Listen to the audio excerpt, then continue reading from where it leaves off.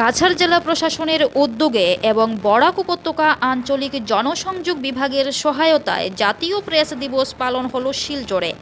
Press council of ইন্ডিয়ার নির্দেশে role of media in informed public discourse and national building শীর্ষক এক আলোচনা সভা অনুষ্ঠিত হয়। এতে বক্তব্য রাখেন শিলচর প্রেস ক্লাবের সাধারণ সম্পাদক শঙ্কর দে, প্রবীণ সাংবাদিক তৈমুর রাজা চৌধুরী, আসাম বিশ্ববিদ্যালয়ের মাস কমিউনিকেশন ডিপার্টমেন্টের এইচওডি পার্থ সরকার, জেলা শাসক রোহন কুমার ঝা, পুলিশ সুপার নোমাল মাহাত্ম। পরে সাংবাদিকদের উত্তরীয় পরিয়ে সম্মান জানানো হয়। নিউজ ডেস্ক রিপোর্ট, জনমত টিভি। फ्रीडम से मतलब आजादी से अपना मत, आपका मत सही भी हो सकता है, गलत भी हो सकता है। ऐसा नहीं है कि आप लोग हमेशा सही लिखते हो, कोई बात नहीं, लेकिन आपको जो भी लिखने का मन है आपका उसको फ्रीडम मिलना चाहिए।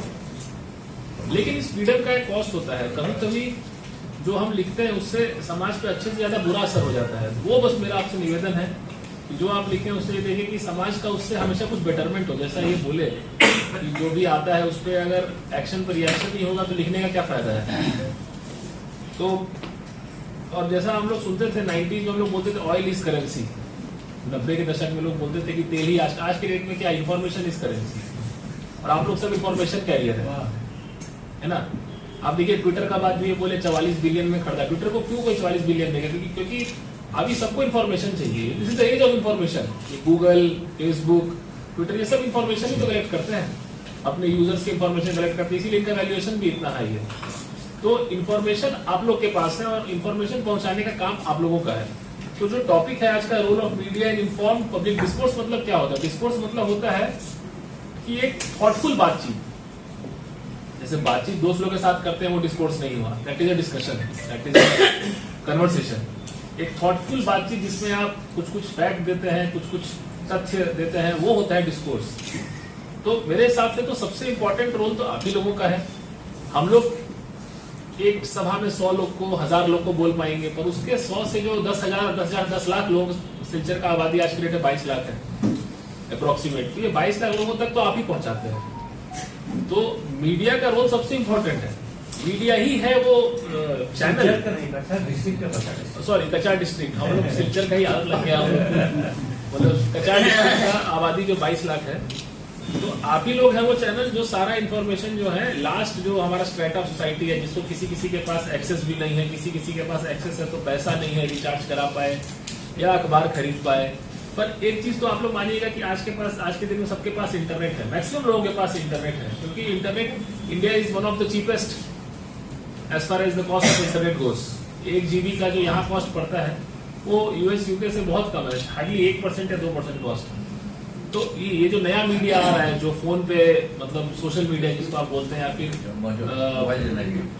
पोर्टल ई जर्नलिज्म जिसको, उसका भी एक अपना अलग रोल है। पर देखिए प्रिंट मीडिया हमेशा एक कंट्रोल में चलता है, उसको 2-3 लोग एडिट करते हैं प्रिंट मीडिया को, अखबार को बहुत सारे। लेकिन ई मीडिया वालों को खास करके आप लोग और ध्यान देना चाहिए, क्योंकि देखिए आप लोग को तो बस एक बटन दबा दिए पोस्ट हो गया। For the same, we can also proudly say that Silchar Press Club was founded on February 15 of 1970, which was the first organization in Northeast India, first press club in Northeast India. However, looking into the economic backwardness in this remotest part of the country, journalists are equally facing various problems. Many welfare measures of the government for the journalists are yet to reach all. For example, no accreditation card is being issued to anybody in this region. Even though recognition cards have been issued to some, many are yet to get them. However, a few months back, a lot has been released after a long gap on the sincere initiative of DDIPR Barakpally Zone and District Administration. We hope a similar initiative will be taken up for all. On the other hand, journalists are being subjected to various harassment and professional hazards which go without any judicious conclusions. Now regarding the topic, I would like to say robust relationship between media and government is the most important. It is clear that for a nation and a country to grow, they must have strong and responsible media.